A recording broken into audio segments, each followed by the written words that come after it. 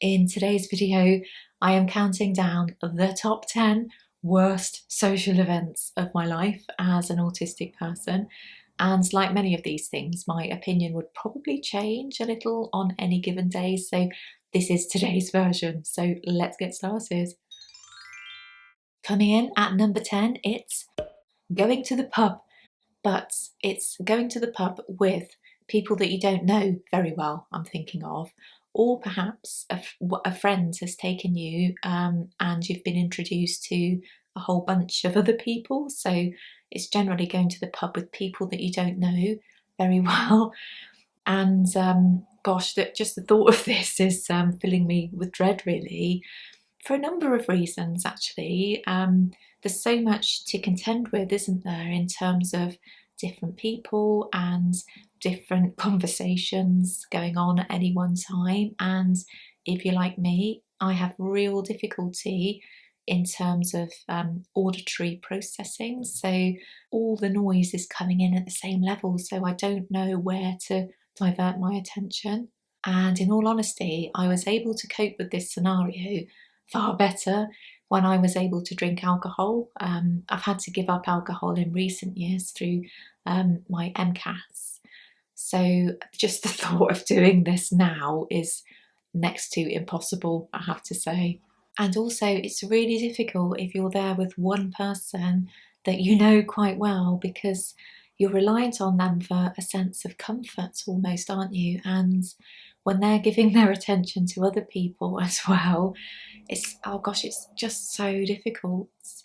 And I've been in situations where I've been sat next to another person who's also really quiet, and I just have it in me that I have to not only look after myself, but this other person as well. So I feel like I have this added sense of responsibility, and it's just so stressful, isn't it? So yeah, it's just not something I can imagine doing again, and particularly with not being able to drink alcohol, I have to say.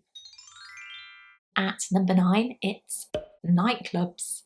Gosh, it's really difficult to go to nightclubs when you're just not into the music that they play. And this has been my main issue with nightclubs, certainly in my younger years, because, I've not been to one for years. But generally speaking, they're just really uncomfortable, aren't they? And I mean this in terms of being able to drink as well, because I think there's only been a few occasions in my life where I've been able to go to clubs where I've kind of enjoyed the music. They're just few and far between, because I've rarely had friends that have been into kind of similar music as myself. So it's kind of meant that we've had to go to clubs that play kind of chart music, or maybe rave music and stuff. And that is really not my scene at all. And it's really difficult to be, plonked into a situation where the music's really loud,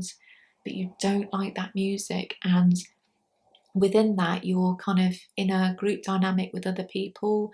Perhaps you know them quite well, or perhaps you don't, but there's various other people around that you don't know. So there's all sorts of kind of sensory stuff coming in as well.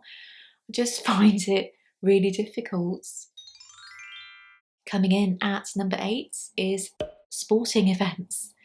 And I'm thinking in particular of football matches that Ian has dragged me to, although I'm the same with basically all kind of sports events, because I'm just not a sporty person. I'm creative, and that's where I get all my kind of good feelings and good energy from. But yeah, I just don't get the whole kind of sporting thing, really. And I've only been to 2 football matches with Ian, but essentially we'd just go to the bar quite a lot, because that was the only bit that I kind of enjoyed, really. But if I'm honest, I just spend all of my time at events like that just willing the thing to end, because yeah, I don't get it. And there's loads of shouting going on, and there's kind of sensory overloads going on for me. Apologies to the sports fans out there, because I know that some people are really passionate about sports and their teams and stuff, but for me, yeah, it's just not my bag, I have to say. At number 7, is christenings or baptisms, that kind of stuff. But firstly, I am not religious, so they're not really going to naturally appeal to me, are they? But I don't think I've been to many christenings in my life, maybe one or two, but I've just kind of not really understood them at all, really. And as with many church events, I just feel kind of super awkward in them, I have to say. And it's one of those things that you kind of have to dress up for. So it's involves some kind of personal discomfort for me because I like to be quite comfortable, and there's just kind of all that jazz going on, really.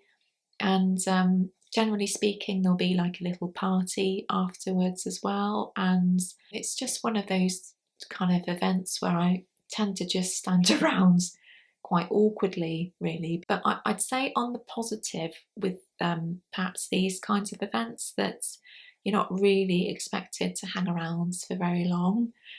And they're always conducted during the day as well. So that's a real positive for me because I've been able to kind of sneak off relatively early, and there's no kind of real slight on you for doing that as somebody who's attended the events. But yeah, they're just not for me at all, I have to say. Coming in at number 6 is work social events and the horror. I guess it depends on your workplace, doesn't it? And how well you know your colleagues in regards to any kind of work social events. And for me, I've been to some that haven't been kind of so bad, really, but I've been to ones that have just been really, quite awkward. And I think what it is for me with work socials is that they tend to be all about kind of team building and getting on with your colleagues, don't they? And I just figure, for those kinds of things, surely they should be conducted in work time because it's all about work, isn't it? And building camaraderie with others. And I don't know, there's something that just doesn't sit very well for me that this has to be conducted in your own time. And also, I think sometimes there's like a pressure from those higher ups at work, really, isn't there? That if you don't attend these things, then you're not really a team player and you're not interested in the overall kind of workplace. And I don't know, it just kind of stinks a bit for me. And I think also with some kind of social events like going bowling or other stuff where alcohol is served, there's always that thing about, do I drink alcohol or don't I? And I've always struggled with social stuff around people that I know well and others that I don't know well, and alcohol has been really helpful for me in all of these kind of environments, really. So it's been really difficult to know whether I should drink or not. But I've seen some people get absolutely trashed at social events for work, and then they're bad mouthed as well after the event. And I think, well, it's not really fair, isn't it? Because this person has given up their time to go to a social events, and perhaps they've needed alcohol to be able to cope in some way, and then they're kind of chastised for it after the event, really. So yeah, there's just so much to think about with work events, and yeah, I'm just not really a fan of them at all. Number 5 is funerals. And this is a weird one to include as a social event, I think, but I've kind of weighed up what a funeral is, and it really is about coming together as a community, isn't it? To firstly grieve for a person, but also in many ways to celebrate their life. So for me, it has all the markings of a social event, really. And it's a difficult one because I've been to funerals for both my parents, and obviously they're just hugely stressful. So for today, I'm thinking about funerals for those that perhaps we don't know as well, or acquaintances, or that kind of relationship. So they're for people that we didn't know overly well, but we knew in some capacity. And there's various reasons why I struggle with them, like many people, For me, they're often a reminder of some real trauma that I've been through grief myself. So you're almost confronted with post-traumatic stress on the day in many ways. And like with christenings, generally there's a gathering of people after the event, so it's known as a wake here in the UK. And yeah, they're just really, really awkward, I think. Invariably, I never know what to say at these kinds of events. Generally speaking, I won't know very many people there, so again, you're in a situation where you're kind of stood around awkwardly, and small talk is a huge thing at these kinds of events, isn't it? And many autistic people struggle with small talk, and I'm certainly one of them. And yeah, they're just super awkward. And although I guess, like with christenings, they're conducted during the day, so I guess on the positive, it's one of those times where you can make your excuses to leave early. So for me, that's perhaps one of the less awkward aspects of a funeral, in that you don't have to spend any longer time there really than you're comfortable with, really. Number 4 is parties, and whether it be birthday parties, New Year's Eve parties, children's parties. I just really, really struggle with them. For me, I think any social gathering like a party invariably means having to talk to others that you don't know very well. So again, there's loads of small talk going on, and how do you know such and such? So you have to kind of explain social dynamics and relationships and stuff, and it's just not at all interesting, is it? I'd much rather involve myself in a much deeper and more meaningful conversation with somebody, but it's not the kind of discourse that you're going to get at a party very easily, is it? And again, parties have been easier for me at a time when I've been drinking, so the very thought of going to a party now as a sober person is pretty much an alien concept, because I really don't think that I could do it, because I think my social paranoia would just outweigh any kind of ability to be able to do small talk, etc. So it's just not something I could do. And I guess depending on who is at the party and the size of the party, really does matter, obviously, in terms of if there will be any sense of enjoyment within it. But whenever I think about parties that I've been to, invariably it involves me standing around quite awkwardly. So I've always done my best to avoid them, really.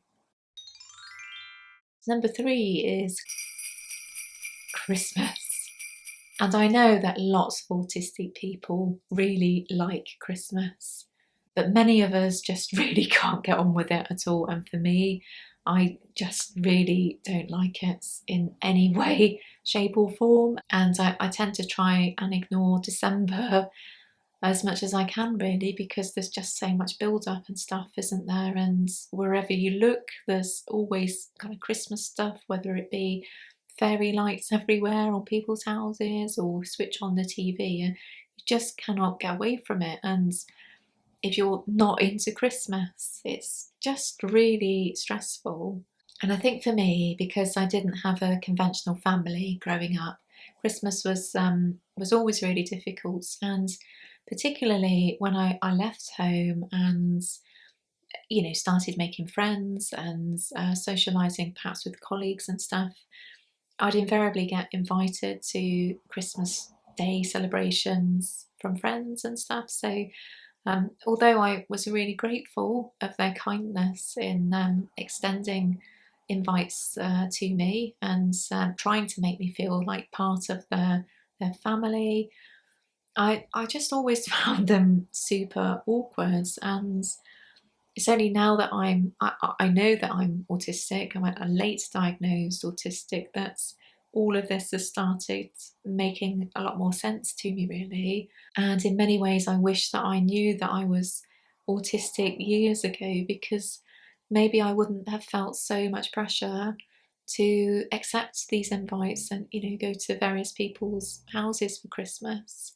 Although I was hugely grateful at the time, perhaps I wouldn't have felt, so much pressure to attend really. Coming in at number 2 is hen nights, also known as bachelorette parties.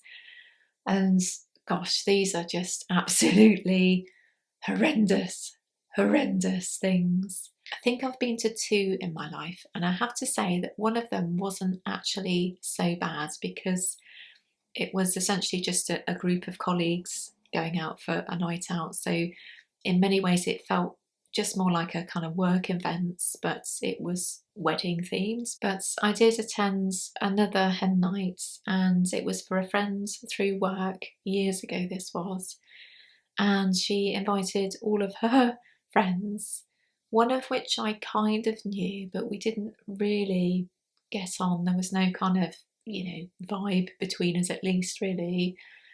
So they were all really girly girls, and I've never been a girly girl. In many ways, I've felt more comfortable in the presence of lads, really. I just find stereotypically kind of girly girls really hard to get on with, because I don't have any real connection with them. I'm just not that kind of person. So I had to go out for a meal with essentially a load of girls I didn't know, and they were all getting hammered. And then we went to a few bars, and I think we ended up in a nightclub, and it was just super, super awkward. And in fact, I spent most of my time looking after this one girl who got absolutely paralytic drunk. And I just spent all of my time sort of buzzing around her and making sure she was okay, because she did get into quite a state, really. She was being super emotional. And she said to me after a while, I don't know why you're being so nice to me. You don't know me. And I thought, you know what, I don't know you, but I'm grateful for this dynamic, because it means that I don't have to talk to any of the other girls here, because I have absolutely zero in common with them. And of course, although I knew the bride to be, she had to give all of her attention to everybody in attendance. And that's what I find so difficult about many social occasions, that even if you do know 1 or 2 people, they can't spend all of their time with you, so you have to go off and talk to other people. And I find it really stressful. And I'm just pleased I'm of an age now where I just wouldn't feel the pressure to turn up to anything like that, because there is no way ever that I would go to a hen night now. No way on earth. So we've arrived finally to number 1 of the worst kind of social events that you can attend, or certainly I could attend. And I wonder if you've guessed already: weddings. I just absolutely detest weddings, and I've put on my best mask for the whole event and trying to feign some kind of interest really in being there, but I absolutely, absolutely hate weddings. It's just the whole shebang, isn't it? You have to be there for an entire day, usually speaking, unless you've been invited just for the evening do. So there's all this energy that you have to put into pretending that you're enjoying the whole day. And it always starts really early. So invariably, the couple will get married at kind of lunchtime. And there's just so much kind of unknown about the whole day, which I don't like, because the wedding ceremony will always take ages. They'll invariably want time for photographs and, all that jazz. So you kind of stood around awkwardly. Sometimes you could well be really hungry because you don't know what time you're going to eat at, because you've not been able to eat lunch because you've been watching them get married.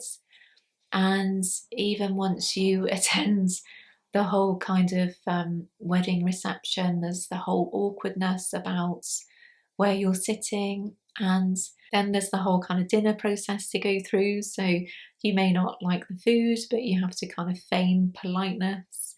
You might be sat next to people that you don't vibe with at all, or perhaps you don't even like. And I've been in that situation before, and it is all just so stressful. Then you have to go through, all the speeches and all that stuff.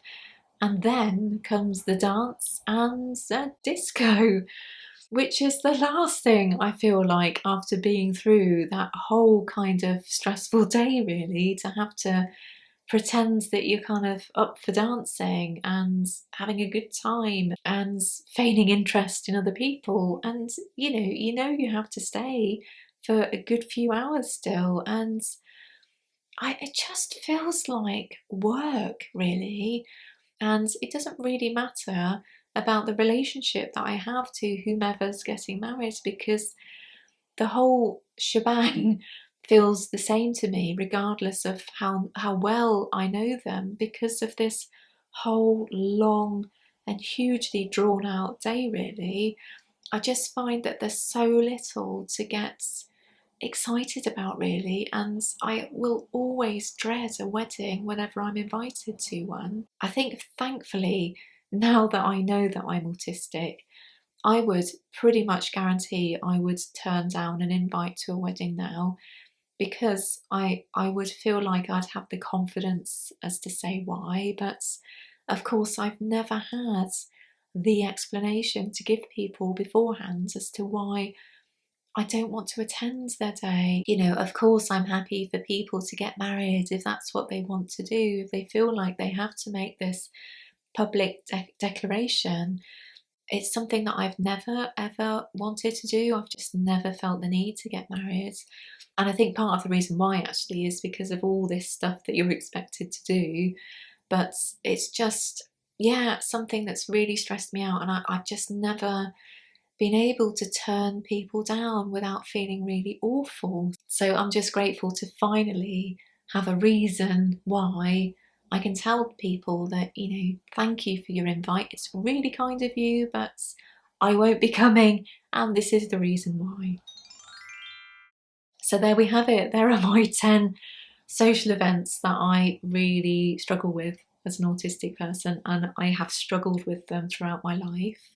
But I would love it if you could perhaps rank them yourselves and give me your top 10 down in comments. And if they don't quite match up for you, feel free to put in other social events that you really struggle with, because I just think it's super interesting. Anyway, I hope you enjoyed it. Give it a like if you got this far, and let me have your top 10s down in comments, and I'll see you again soon. Take care. Bye bye.